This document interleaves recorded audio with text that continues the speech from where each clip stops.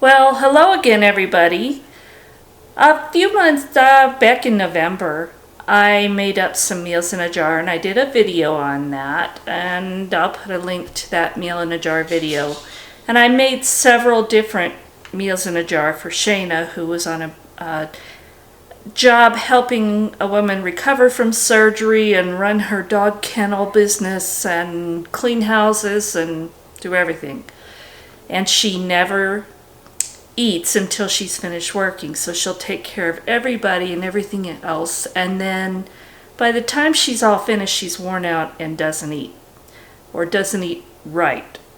So I made up these meals in a jar to make an easy way for her to have a good meal without eating ramen or some other atrocious thing.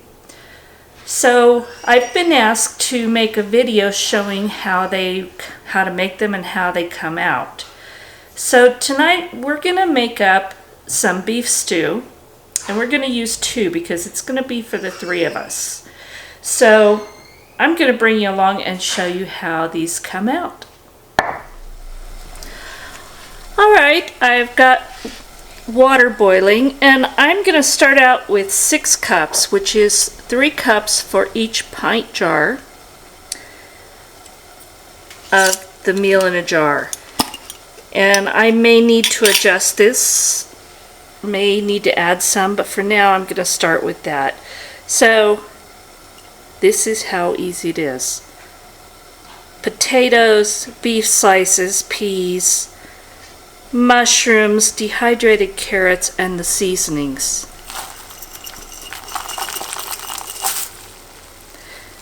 There's 1 jar.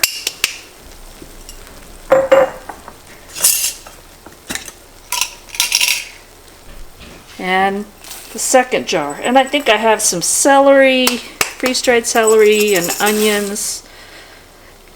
I wanted this to be just like my recipe if I were making this from scratch. So we put everything in. We're going to bring it up to a simmer. And then I'm going to let this simmer probably 10 to 15 minutes. Most of this won't take that long, but things like the dehydrated carrots will take a little bit longer to refresh. So I am going to let this just simmer on very low. And then I'll show you when I think that the carrots are done. I'll show you how to finish this off.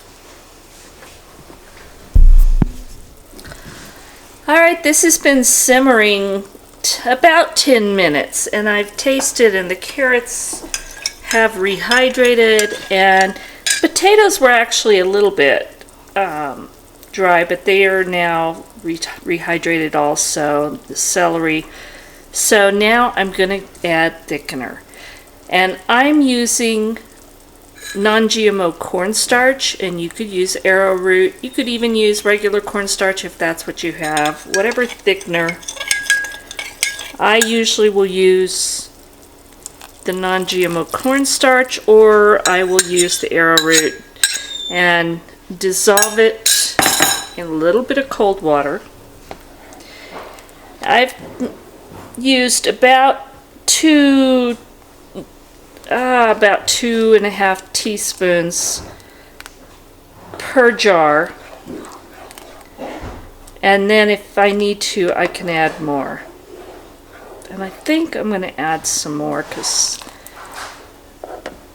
I don't think that's going to be thick enough.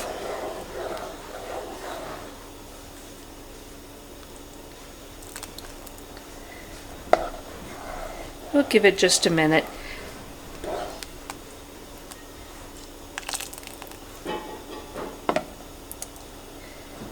I think I'm going to add a little bit more.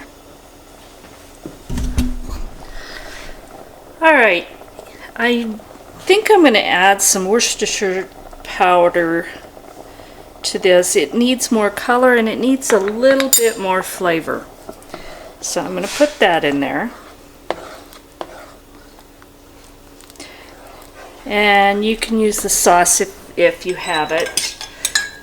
But for the jars, I'm going to be adding that in the future.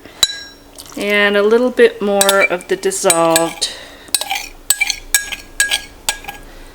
cornstarch.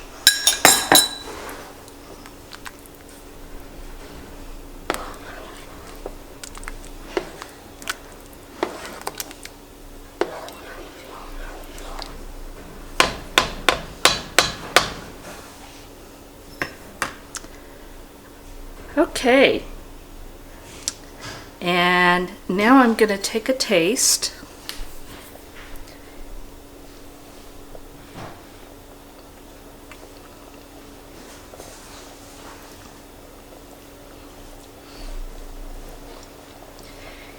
That's good. Again, season this to your taste. Adjust the seasonings that I've used. You can use more bouillon if you want. I would definitely use more of the Worcestershire. I never can say that word when I try. The powder. But this is going to be such a tasty meal. So thanks for watching, and we're going to talk again soon. I didn't include the cornstarch inside the jar because Shana was in one place. But you could always put those in a small bag in the top of the jar, and any extra seasonings that you like. Thanks for watching, and we'll talk again soon.